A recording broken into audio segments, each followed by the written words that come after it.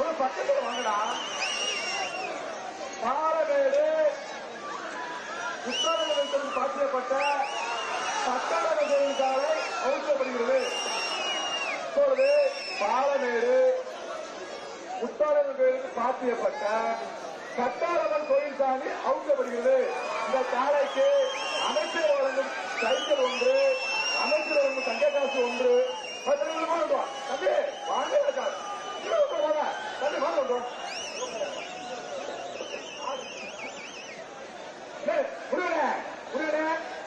புரியல 1000 ரூபாய் ஒண்ணு பார்லிமெண்ட்ல வாங்க.